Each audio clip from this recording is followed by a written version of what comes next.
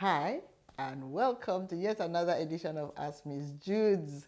I hope you're taking good care of yourself, enjoying life as God gives it, and I hope you are sharing my videos and getting more engaged in the activities of our community. Please share your comments and continue to have those questions coming in.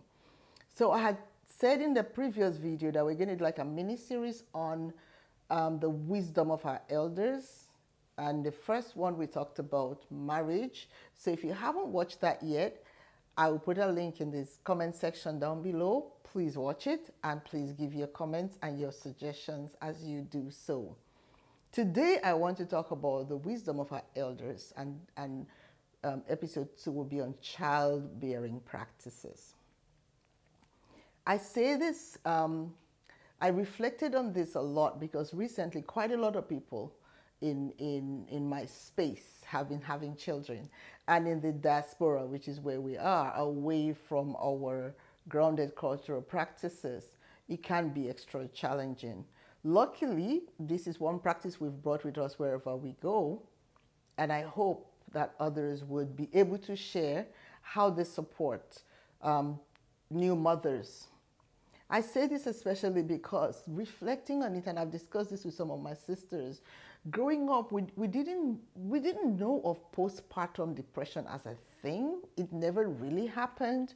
And the more I thought about it, I felt, because I was a mother who had all my children in diaspora away from family, I could quite understand the gap between not having the support that's needed and a new mother having to cope with a new baby all by themselves. So I'm just going to share some of what our parents did in our culture that supports the newborn, the mother and the newborn. So ideally, after the woman's had the baby, in those days, because there were no telephones and things, you would take like maybe 2 days to get the message to the mother that. So some mothers would even go close to when the baby would arrive, because if they waited until after, it might take time. Anyway, so between the girl's mother and the mother of the husband, so two mothers now, and in some instances where the mothers are either away or no longer with us, they have aunts and cousins, elderly cousins, who will fill in. So the new mother is not really allowed to be on her own with the baby and her husband alone, especially if it's a first baby.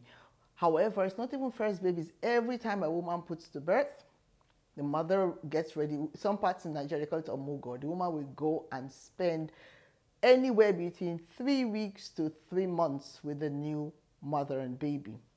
Now, what this does is that the mother gets so much support. We have evidence of people traveling back from the diaspora to go back home to have their babies because they cannot imagine doing without the support. Now, it's such that even the mother does not have to bathe herself. Her mother, the pampering is in a totally different level. She doesn't cook, she does nothing. All she does is to breastfeed her baby, to eat and sleep.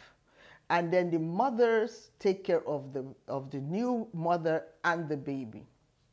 We also have practices around like not being sad around the new baby. So God forbid, if bad news came to the family and let us say the new mother was crying, the baby will be taken away, because we believe that you shouldn't be sad around the baby. So these children grew up really well-rounded, well-loved. The mother had so much support, being pampered for the first 6 to 8 weeks. And usually that is the time in which postpartum depression is really, really high.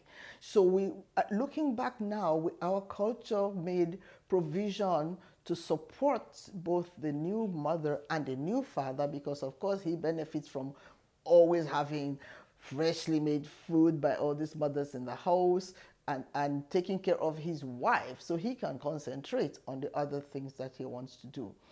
Also, there are protocols around taking care of the baby. So the mother feeds the baby and the baby is taken away so the mother can rest. The baby is brought back to feed. The grandma or the mother, whoever is visiting or supporting the mother, will bathe the baby. And the babies get the most adorable and most enviable massage in the evenings. And then the mother feeds the baby. So babies were more peaceful, they slept better, they were more better taken care of. Interestingly, a few years ago, a research study came out of a university in the state of Florida in the USA, which indicated that children who were massaged at birth grew 33%, not 3 times, 33% bigger and happier than children who were not massaged. And I remember saying to my husband, our mothers did this and we didn't see any research behind it, but we did know that the babies were happier and so were the new mothers. So I'm just saying this to say, in this hyper intense world that we live in, mothers are working, they're taking short-term mat leaves, especially for those who do not have full-time jobs that come with sensible maternity leave. They are juggling all kinds of things. If we add to that the lack of support from elderly mothers who can take some of that pressure off, we are then making life even harder. So I wanted to just share to say, if there are cultural practices that work well for us, we must guard those jealously.